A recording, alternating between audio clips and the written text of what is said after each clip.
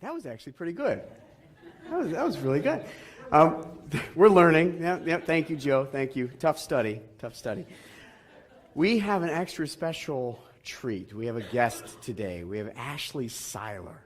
Ashley Siler reached out to me maybe 2 months ago.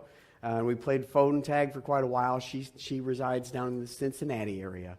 But she touched my heart as soon as she told me hers. Acts 1:8, I believe, it says that we will receive power when the Holy Spirit comes over us. When we go to Judea, Samaria, when we go to all the ends of the earth, when we're spreading the love of Christ, when we're spreading his teachings. And so often we can get distracted, and it's hard for us to even spread it outside of our own homes. And so not only do we need to be convicted and committed to this next year of doing a much, much more intense application of impact in the world, but we need to take these opportunities when we see people that their life goes in this direction. She's not going to brag on herself, I'm sure of it. I am just blown away that this young lady has this is all she wants to do, is to prepare for this long-term missions trip to Togo, Africa. Everything else is secondary. That comes only by God.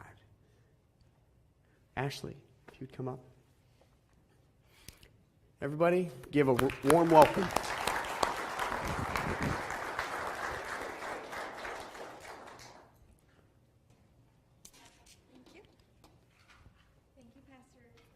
Thank you, Pastor Tommy, for inviting me. Thank you for the Rogers for hosting me, and for everyone's been so friendly, and thank you for everyone for smiling at me the whole way through, because I'm used to talking with kids, and they're way less scary than grown-ups, so just smile at me, and I'll be good.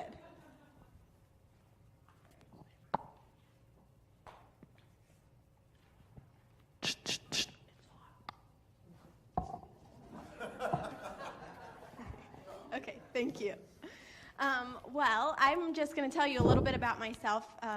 The most popular question is, why Togo? Because Togo is just a little country about the size of West Virginia, and I had never heard of it before I went there. So I'll just kind of tell you my story, and I love doing this because oh, it's so loud. Sorry. Just looking back and watching how God had worked through my life all the way from the beginning.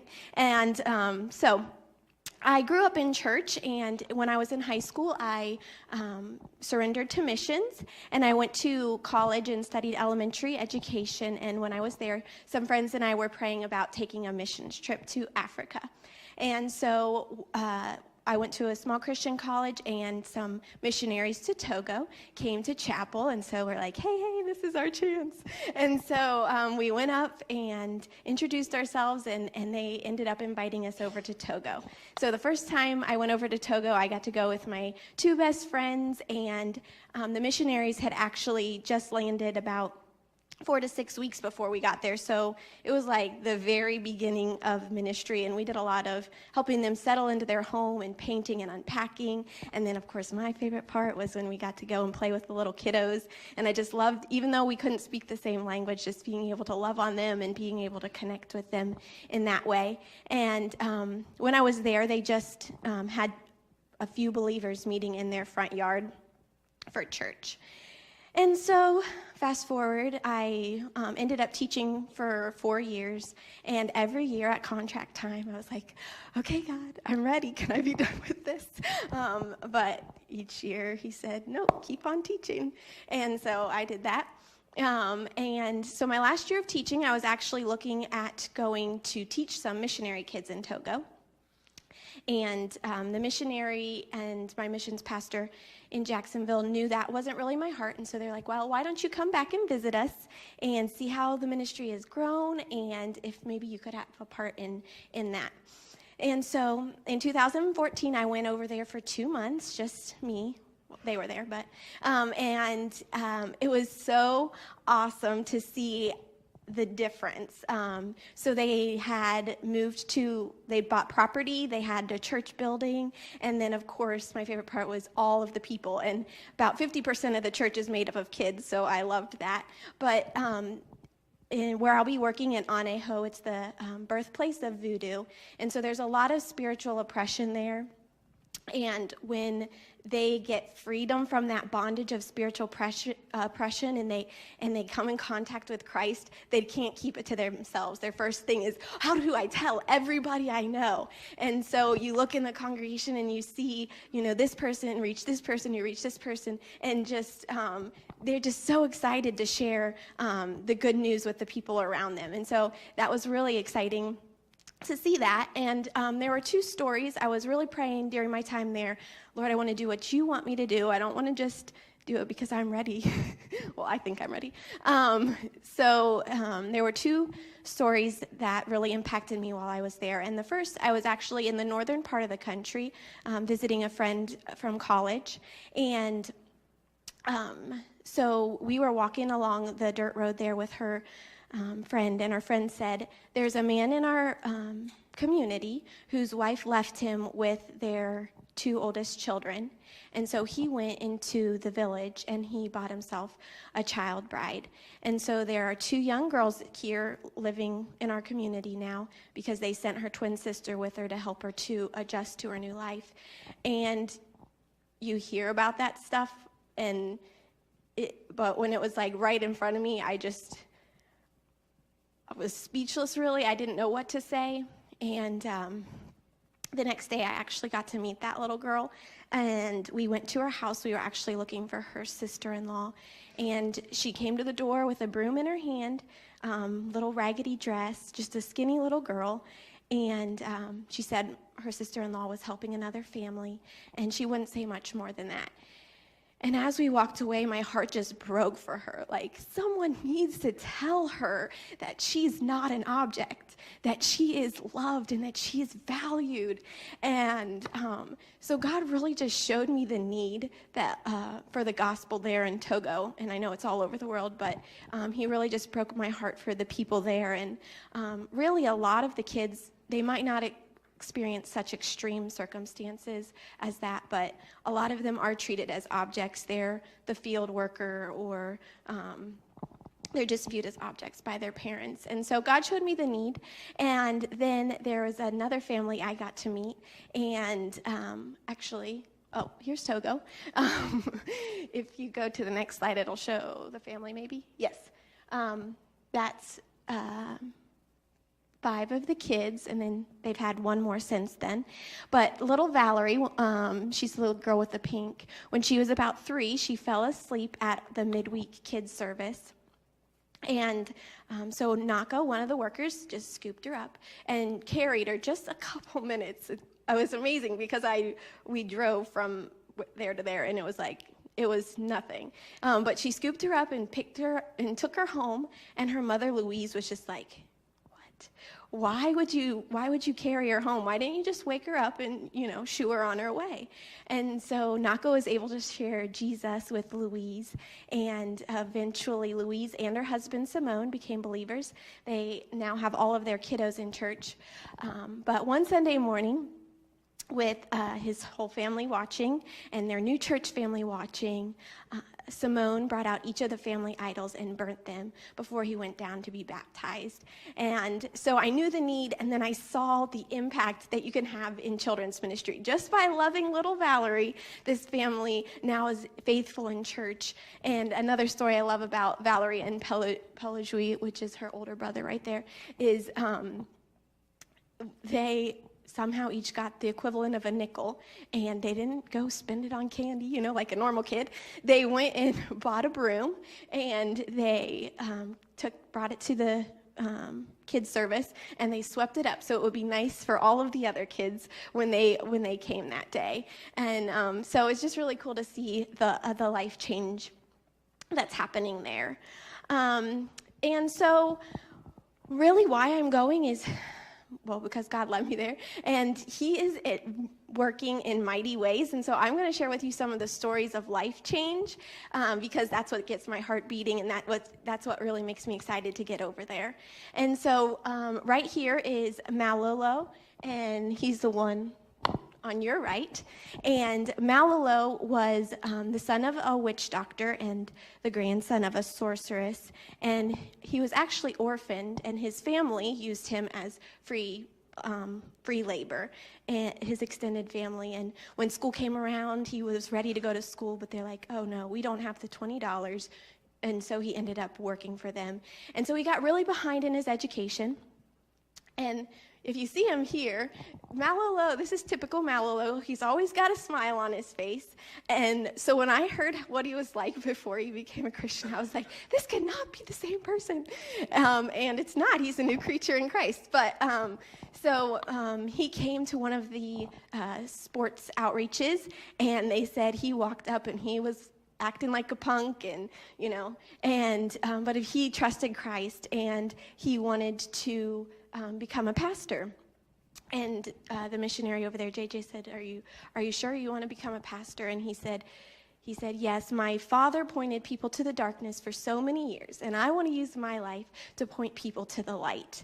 And so he's in our Bible Institute right now, and then another of my favorite stories of Malolo is, he was struggling in school. He had gotten behind, and so the missionaries helped him, gave him work so he could go to school and have a place to live. And so he was struggling, and they found out it was because he couldn't see. So the missionary took him into town, and he bought him glasses, and that would have been about a year's worth of Malolo's wages. And Malolo, bubbly, smiley guy, was just quiet in the back seat, and JJ was like, are you okay? And he's like, yeah, I'm just thinking about how much you love me. And so I'm excited to be able to go over there and just love people to Christ. And so that's Malolo. This is Ben. And Ben grew up an orphan as well. His mother passed away, and his aunt was raising him. His father abandoned him. So when he was 11 years old, he decided he wanted to go and look for his father. So he ended up living in a car. Then a man came and said, well, don't you want to live in my house with me? And he went there, and it was a bad situation. And someone actually warned him. He said, you need to get out of here because this man has killed children that he's invited into his home. And so he got out of there. Anyway, fast forward, he ended up coming to a sports camp, and there was a short-term team there. And so Ben speaks English because he grew up in Ghana, and so he was able to talk to him, one of the short-term team members, and he led him to Christ. And so now just that 2-week trip, that impact reverberated, and now Ben is our first graduate of the Bible Institute, and he is going to be the pastor of our second church plant, which is going to be starting sometime between Easter and this summer. So that's really exciting. The next picture is of Naka, who I told you about, and she's the one that picked up little Valerie and carried her home. And Naka grew up in the north in a very poor family, but she was loved, and she got an education, and so she was very religious, but her sister suffered from severe demonic oppression, and so when someone invited her to come to church with them, she went, and her mom sent her. They were looking for answers to that oppression. And so Naka went, and she heard the gospel, and she accepted Christ, and then invited each of her 6 siblings, and they all accepted Christ, and eventually her mom and her father, many years later, her father accepted Christ, and now Naka is the pastor's wife where I'll be serving. So I'm excited to serve alongside of Naka. And the next picture is a picture of a basket of names. But the church in Anejo just had an evangelistic outreach, and they were so excited about it. This is from a prayer meeting they had before, and everyone at the prayer meeting wrote down the names of people they were actively sharing the gospel with and people that they were inviting to that campaign, and they wanted to see come into a relationship with Christ. And you can see, to me, it's just so convicting to see all those names of the people that they're sharing Christ with, and that they're just so burdened for them. And so the 22nd through the 24th, they had the campaign. The first night, 1 person trusted Christ. The second night, 7 people trusted Christ. And then on Christmas Eve, 30 people trusted Christ as their Savior. And so it's really exciting. And then Christmas Day came the next day, and they had a big baptismal celebration. And 2 more people trusted Christ. And in the next picture is a picture of Charles, and he got baptized on Christmas Day. And Charles, his father is a witch doctor, and his father's in his 80s, and he's still practicing witchcraft. And Charles started studying voodoo, and he was looking for the truth. And so for over a year, he was finding out all that he could about it, and he came to the conclusion that voodoo was very powerful, but it wasn't the truth. And so he ended up last year finding the truth. He accepted Christ as his Savior, and the 2 that got saved on Christmas Day were actually his children. And so that was an exciting time, and he's actively sharing his faith and is a faithful member of our church there in Anejo. Let's see, who's next? Okay. This is, it's kind of dark, but Renee is the man in the tie in the middle. And Renee started this church in Akato, and he works for the electric company, and he's pretty wealthy, and so he started the church from his own money. And these are 3 of his members. They're all teenagers. And if you see the 2 younger ones, they became Christians first. And they are also children of a witch doctor. And so their father kicked them out.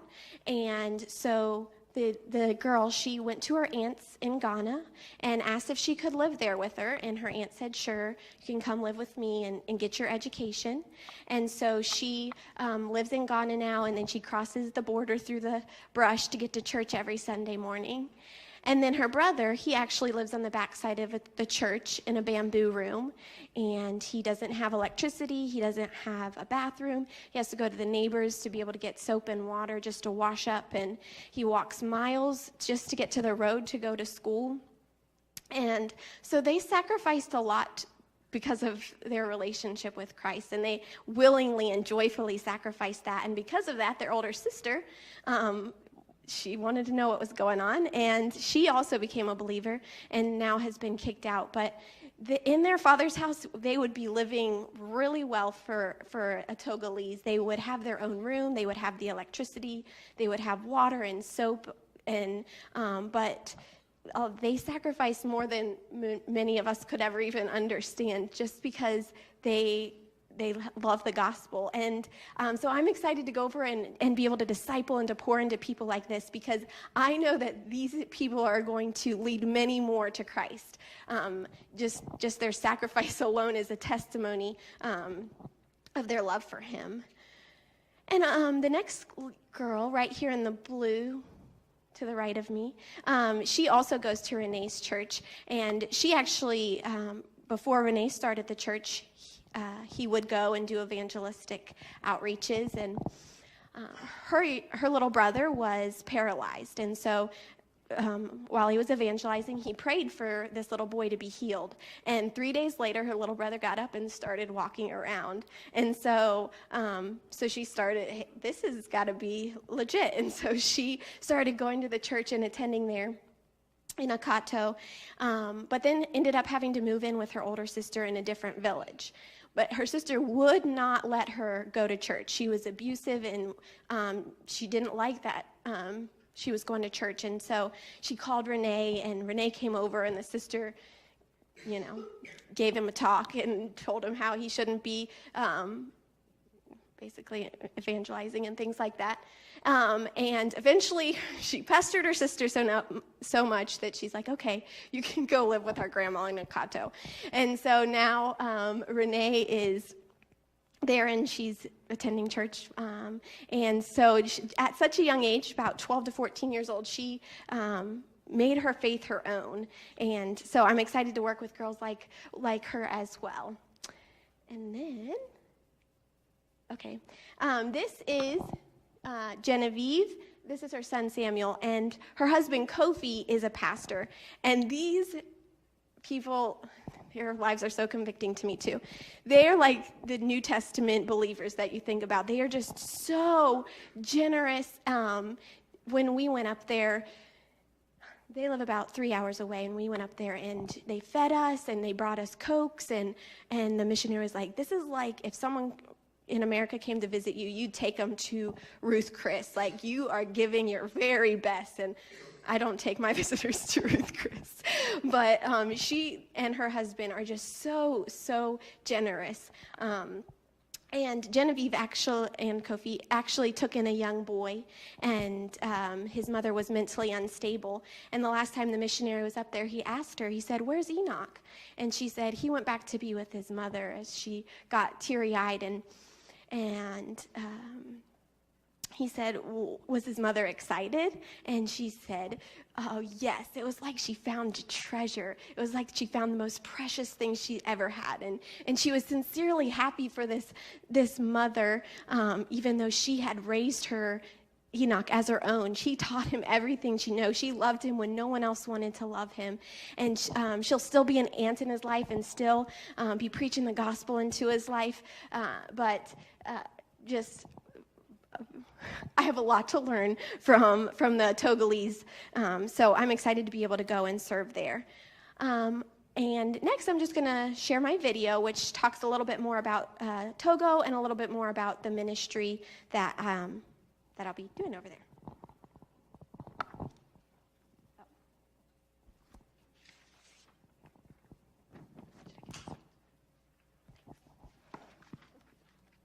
In Togo, West Africa. I was saved at the age of 9 and was called into ministry. God created me with this purpose in mind and has equipped me accordingly. He has given me an immeasurable love for children and opportunities to work with them in bus ministry, as a camp counselor, and as... Hi, my name is Ashley Siler, and I have the exciting privilege of serving God in Togo, West Africa. I was saved at the age of 9 and was called into missions in high school. God created me with this purpose in mind and has equipped me accordingly. He has given me an immeasurable love for children and opportunities to work with them in bus ministry, as a camp counselor, and as a teacher for 4 years. He also opened doors for me to visit several countries on missions trips and continued to burden my heart for people, especially children. After returning to Togo a second time, it became clear that God wanted me to share His love with the Togolese children. Togo is comparable to the size of West Virginia with 30 miles of coast. Just north of the equator, this gorgeous nation has a variety of terrain, from the tropical beach to the rainforest to the savanna in the far north. Togo is a developing country. A small percent are wealthy and live in cement houses with electricity and running water, while the majority are impoverished and live in huts. However, it is more and more common to see people on cell phones, riding motorcycles to work, and attending school. On the surface, these people appear jovial, but as you delve deeper into their lives, you see the emptiness. Sadly, the vast majority of these people lack the relationship that matters most, one with their Creator. Instead, they try to fill the void with idols, spirit worship, and voodoo. This causes them to live a life without hope or love. They sacrifice their gods out of fear, hoping to avoid sickness, crop failure, and other hardships. The view of their deities as selfish and oppressive beings defines their identity and impacts every relationship. Just imagine the anguish of a little girl watching the best of the scarce meat left to rot as a sacrifice rather than fill her empty belly. They feel worthless, then seek to find value from what others think of them. The Togolese are open to the gospel and desperate to experience love. This void compels me to go and share the love their Creator has for them. With 40% of the population under the age of 14, children are a great avenue to reach the Togolese. Muslims, voodoo practitioners, and most any Togolese parents allow their children to attend church. In a culture without an abundance of love, parents are astounded by a simple act such as walking a child home. As children accept Christ and are changed by the gospel, parents take notice of the difference. They wonder why we would love their child without wanting anything in return, and why their child has changed. This leads them to listen to the gospel. I will be working with JJ and Melissa Alderman as part of a church planting team. Since their arrival in 2009, they planted their first church, Nouvelle Vie, and started a Bible Institute. Our desire is to see people trust Christ and then become more like Him through discipleship. It is our goal to plant 25 churches around Lake Togo and have every church run by national leadership. My main role will be starting a children's ministry in each church and training national leaders to run it. 2 to 3 times a week, I will have opportunities to teach a Bible hour in local elementary schools. Since these public schools are located near Nouvelle Vie, my goal will be to get those students connected to the ministry there. We will have Sunday morning children's church and will begin Courtyard Kids at each church. Courtyard Kids uses Bible stories to teach character traits and includes singing and games. This evangelistic program has been proven successful at connecting local families to the first church plant. When I visited in 2014, 13-year-old Gerard's genuine smile revealed the true joy in his life, despite his loveless home. His mother is a devout voodoo practitioner, but allows Gerard to come to church. He often returns home after church and sculpts the Bible story out of clay he scrounges in the neighborhood. His charisma has gained him a group of peers who look up to and follow him. They may be young, but he has said on many occasions that they help him go through the neighborhood inviting people to church. The gospel brings hope to even the most desperate of situations. And many more young people are in Togo, just like Gerard, who need to hear about that hope. My heart's desire is to get back to Togo so that more of these precious children can know the hope and love of Jesus. I look forward to partnering with you to share the love of Christ with the Togolese.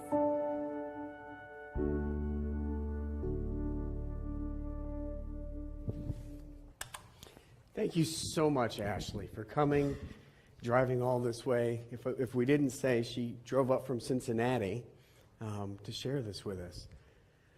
But Mark 16:15 says, go into all the world and spread the gospel to all creation. In these situations, and it's not just the tugging at our heartstrings, but this situation is an opportunity to live differently. You know, we talk about buildings, we talk about, specific mission opportunities, but we need to view them with commitment. All of these things aren't about 4 walls or putting a Band-Aid on a single moment. It's about making an impact. These kids don't need us to just one time throw some money to clear our conscience in Ashley's direction to pay for a minuscule part of what this takes, because it is quite costly to go there and do these things. These kids need commitment. It's no different than the children in your own home. You don't say, hey, here's a cookbook, right? Here's a mop, and call me in 18 years. When people are giving of their hearts and their time and resources and they're spreading the gospel, they can't just walk in, say what they have to say, and walk out and expect for a good success, because these are children. And I don't care what age, everyone, the grown men, learning the gospel for the very first time. They need continued education. They need continued teaching. They need continued prayer. They continually need people like Ashley to give of their time, to go to those most uncomfortable places and put other people first. We're going to do a special offering at the end of the service. We're going to close with a song, and we're going to have a special offering. Ashley has a table set up in back, and she's available to answer questions. But we do want to give a special offering today to help push this mission forward. But we also want to start having the conversation about what we can commit continually to keep this mission going forward. On the back, there's a basket. If you're able to give, if it's a check, Ashley asked that it be made out to Converge. And then they will help with dispersing everything where it needs to be. But please, consider the impact that you can make. And if you're undecided today, you can call me tomorrow. You can call me next week. You can call me next month. It's never too late to start.